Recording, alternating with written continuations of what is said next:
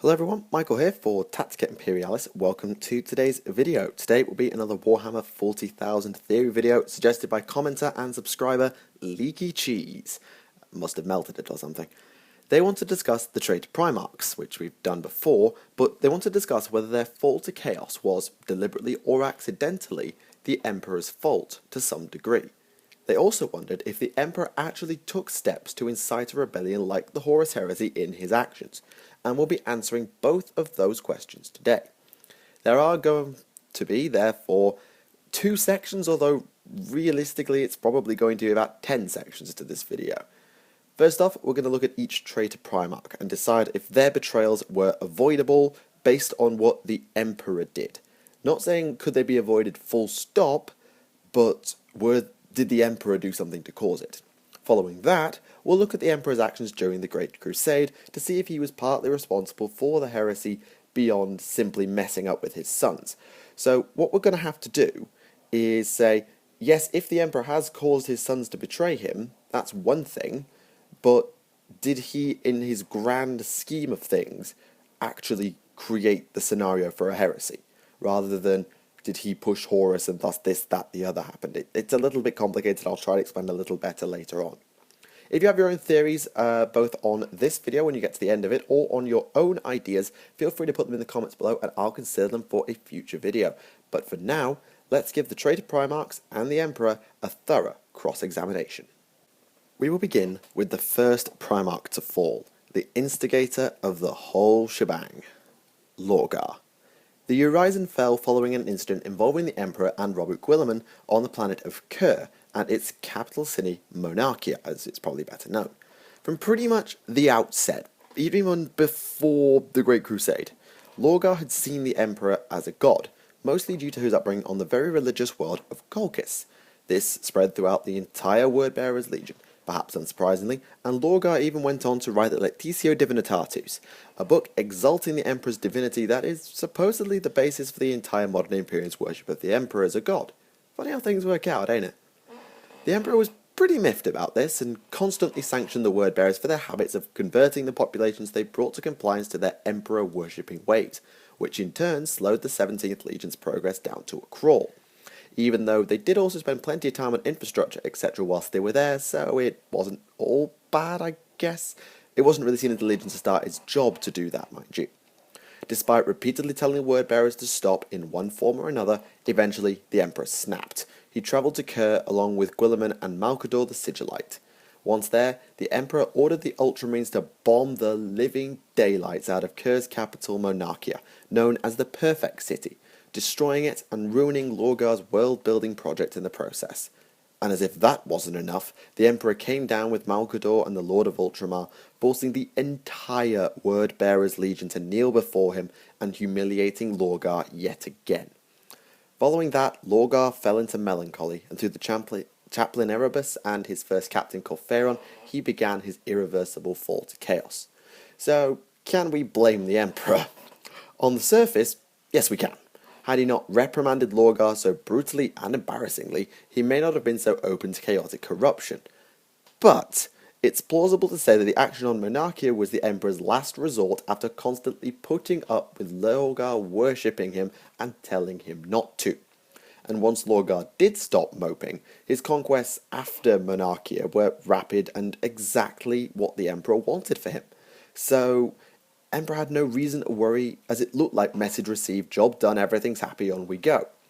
As if that wasn't actually enough, just to further complicate matters, Lorgar didn't actually fall on his own.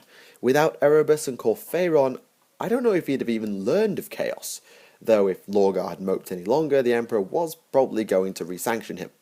So, blaming the Emperor directly is less easy than expected, as he acted so harshly as a final warning to Lorgar, and it's probable that Lorgar would have been introduced to chaos eventually by Erebus, because that's how chaos works. So, while I'm not giving the Emperor a free pass, I'm not doing that, but I am saying he caused Lorgar's fall by accident in an attempt to help him. He knew that worshipping him as a god would put the idea of religion and worshipping gods into Lorgar's head and thus lead him to the chaos gods. Big problem, didn't want it, and thus tried to save him. Failed, so this one is an accident. It's possibly the Emperor's fault, although I'm putting a lot of blame on Erebus, but every part the Emperor played was accidental. Next up, the War Master, Horus.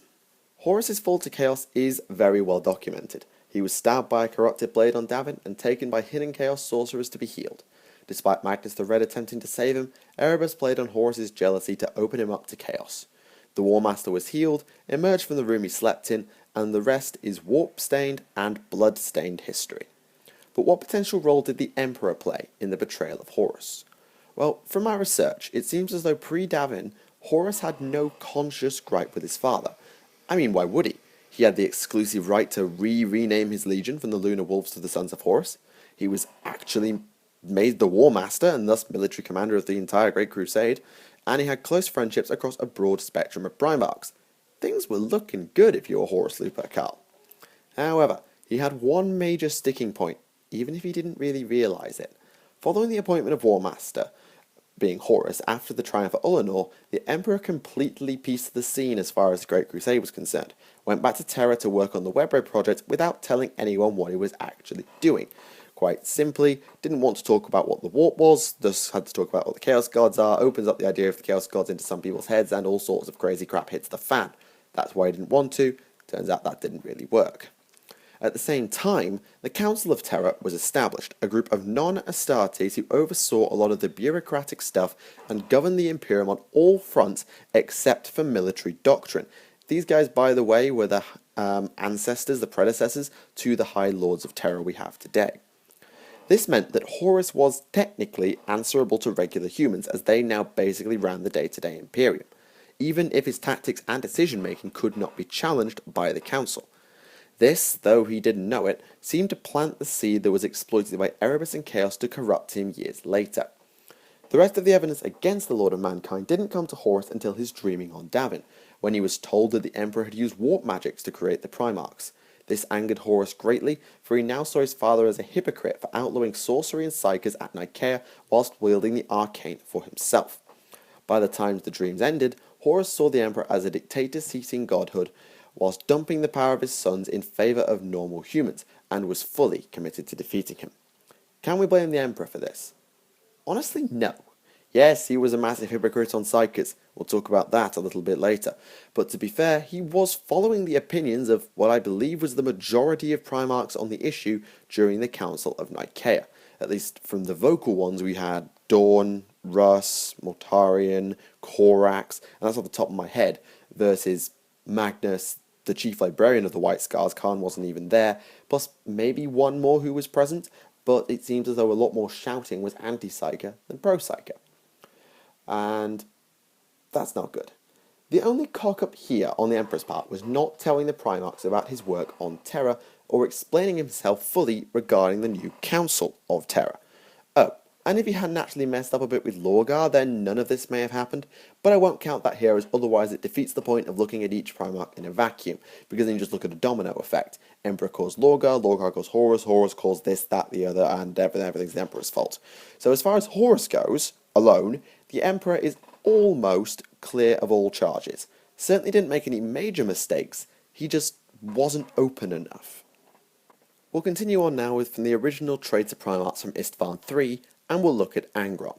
If there were a more open and shut case of the Emperor screwing up and driving his son to chaos, then it should be the Red Angel. After all, Angron was the only Primarch brought into the Legion as Astartes against his will, being teleported away from his last stand on Nuceria by the Emperor and only being brought round at all by his 8th Captain Khan. Funnily enough though, the Emperor did try to save Angron on more than one occasion without directly sanctioning him in such a brutal fashion as he had at Lorgar. He told Angron to stop implanting the butcher's nails into his sons, knowing the risks and consequences involved with such a procedure. Whilst it aided the world leaders in battle, it made them dangerous and unstable when outside of combat. But Angron ignored him and just carried on the procedures in secret.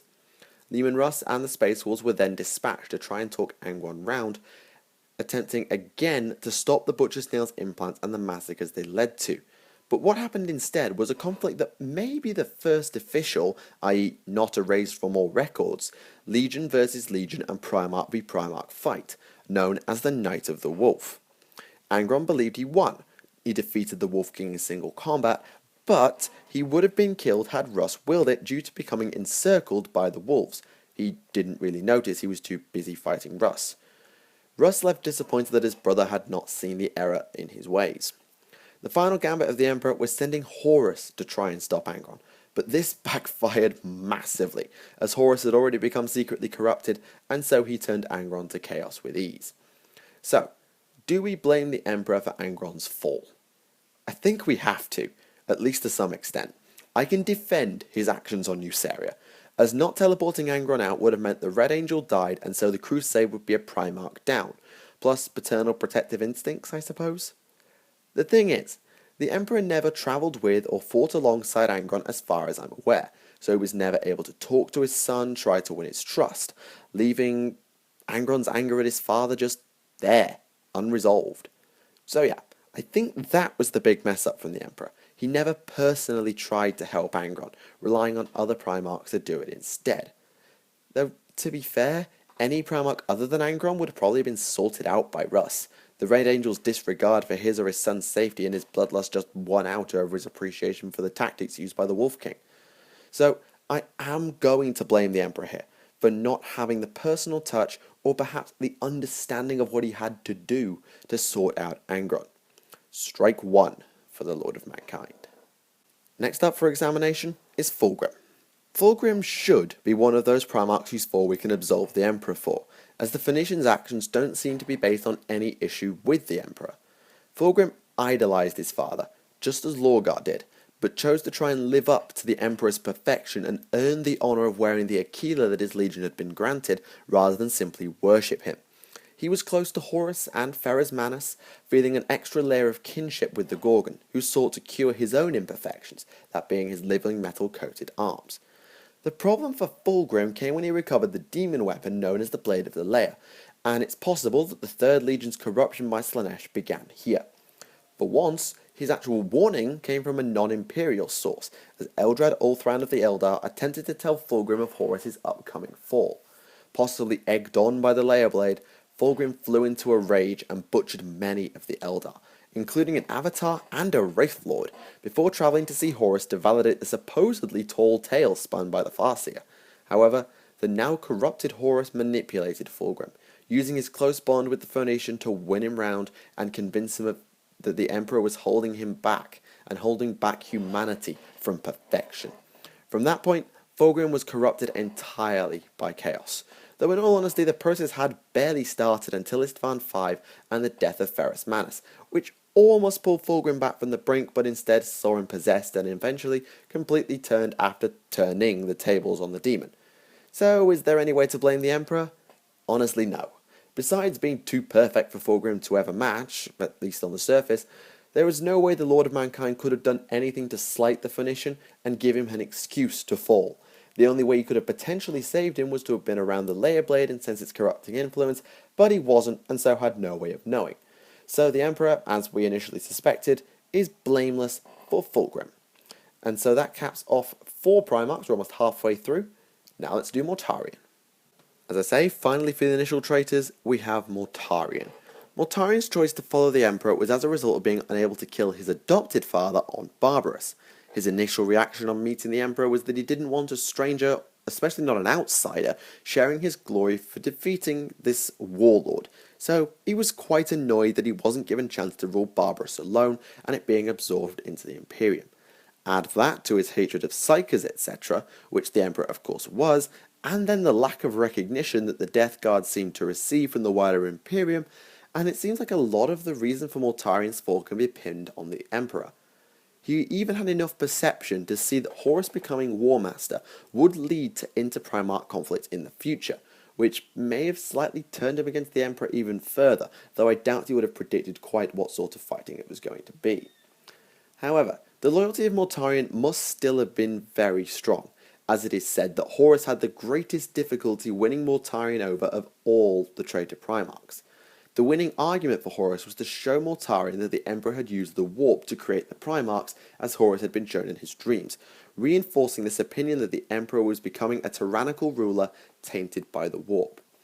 So that tells us one thing. Mortarion turned on the Imperium, not for personal gain, not for glory, both of which Horus would have tried, but rather because he believed the Emperor was turning into his adopted father on Barbarous. His reasons for betrayal were personal, and so we must blame the Emperor for Mortarion's fall, even if what he did and his psychic powers were either what he believed was right, or was simply born with because you can't help your genes. So, that's Mortarion. It's the Emperor's fault. Strike 2.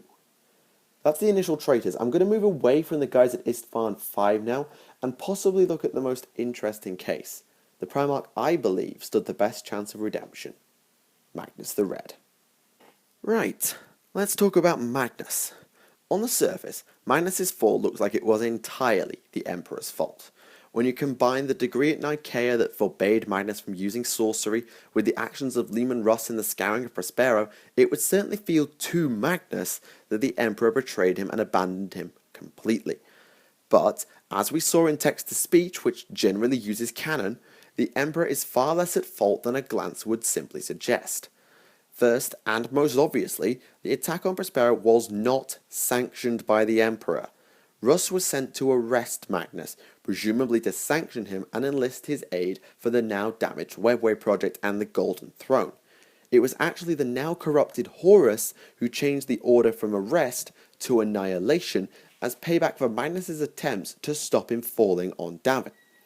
As for Nicaea, the Emperor was there to oversee the meeting before making his final ruling. His motives behind the decision weren't revealed at the time, but one can assume it was a combination of the outrage of a large number of Primarchs, including Russ, Mortarion and Dawn, along with the Emperor's completely validated concerns that Magnus dabbling with sorcery would give the Chaos Gods access to him. Realistically, it was too little too late, as Tzeentch had been playing Magnus in secret from the very beginning. To be honest, whilst the Emperor did make mistakes, Magnus was still willing to accept his punishment and the Emperor's judgment when Russ came for him, suggesting he'd forgiven his father for Nicaea, as his concerns had been proven correct. So, how far can the Emperor be blamed for the fall of Magnus? Honestly, not very far, surprisingly. Like with Horus, his big mistake was his secrecy and not explaining what he was doing, or why, simply because he believed that revealing chaos existed would have put all of the Primarchs at risk. It was too late for Magnus by this point because Tzeentch had been in his ear, but it's a validated concern. So we're going to give the Emperor a pass on this one. I know some of you will be thinking, oh, it's all the Emperor's fault because one thing or the other. But if you look at the two main Magnus events, that being Nicaea and Prospero, you can see why the Emperor did what he did, and Prospero wasn't even his flipping fault. So, 6 down, 2 strikes, and 1 half strike. Let's move on. Following on from Magnus, let's have a look at one of the other Primarchs I considered redeemable, Alpharius Omegon. I'm probably going to keep this one brief, as there is almost no confirmed interaction between Alpharius and the Emperor. Unlike pretty much every other Primarch, Alpharius was not found by the Emperor, but rather by Horus, who kept Alpharius with him in secret for a period of time before reporting the discovery of the 20th Primarch to the Lord of Mankind. Alpharius' return was a happy time, to be sure, but there was less bonding time with his father than usual, as he was needed to get into the crusade quickly as the thing was well underway. As for Alpharius' fall, well, he may not have fallen at all. It is said that Alpharius Omegon was contacted by a Xenos group called the Cabal. They told him that to defeat Chaos forever, Horus had to win, and so a still loyal Alpharius actually threw his lot in with the traitors in order to facilitate this. So, for once, we have an open and shut case. Alpharius quote-unquote betrayed the Imperium in order to defeat Chaos in the long run. Though that does imply he needed the Emperor to die to make this happen, he was never shown to have any issues with the Emperor in the short time he got to know him or interact with him, nor did he really have many issues with the Imperium as far as I saw. There was nothing personal for Alpharius. Rather, he believed, or had been led to believe, that the Emperor needed to be defeated by Horus so his chaos would be destroyed/defeated, not because he had issues with his father. So that's another pass for the Emperor. 7 down, 2 to go, 2 major strikes and a minor one so far. Let's look at Night Haunter. Konrad Curze's reunion with the Emperor was interesting. I'm sure many of you know how it goes. Konrad Curze. be at peace, for I have arrived and I intend to take you home." "That is not my name, father. I am Night Haunter, and I know full well what you intend for me." Yeah, happy times. Suffice it to say that Kurz and his father never exactly got on like a house on fire. Then again, Kurz didn't seem to like anyone, not even his own legionaries, who he saw as no better than the criminals he'd hunted on Nostramo, nor his brothers, who looked down upon his combat methods. In terms of falling to chaos, it would appear that Kurz's actions and potentially his visions opened him up to chaos's whisperings. The Night Lord's actions were no longer considered tolerable by the Imperium, and thus they were recalled by the Emperor to answer for their behaviour. They never made it, as the heresy broke out before they either left or arrived. Assumedly knowing his fate should he return to Terra, and the Emperor being slightly prescient or something, Kurz chose to side with Horus pretty much without hesitation. So, can we blame the Emperor this time? It's certainly not obvious that we can, as Kurz seemed to have been on a darker path from the very beginning. I'm not saying chaos got to him immediately, but he was susceptible from very early on. On top of that, Kurz's visions will have certainly made things more difficult, as will the strained relations he had with all of his brothers, particularly people such as Dawn, Vulcan, Guilliman, a lot of loyalists as it turned out. The major thing we can pin on the Emperor was the coincidental timing of recalling the Night Lords, just as Isfahan 3 and 5 rolled around. Had he not done so, it may have been a slightly tougher decision for Kurz, and if he'd done it beforehand, it could have taken the Night Lords entirely out of the equation. But that is just coincidence, I think, and certainly not the Emperor making a conscious contribution for Kurz's fall. I almost think this is a free pass, but I'm going to... No, it was coincidence. It has to be a free pass. Right, on to our final Primarch. And now we come to Perturabo. I promise you, he wasn't left for last because I forgot about him or something, thought him unworthy of discussion. No. Rather, I think the Lord of Iron makes a very interesting case. When the Emperor came to Perturabo's homeworld of Olympia, Perturabo submitted to him immediately in order to overthrow his adopted father and basically the most powerful man on Olympia. It's not stated how well Perturabo actually got on with the Emperor after that, but as the fourth Primarch was very scientifically minded, there could have been some good bonding, although it appears Magnus was Perturabo's closest friend early on. During the Great Crusade, Perturabo was kept at a distance by his brothers for reasons unknown, and it's said widely that he grew envious of Rogel Dawn for his so-called perfect defences on Terra. Dawn had been selected to fortify the Imperial Palace, and thus named Praetorian of Terra.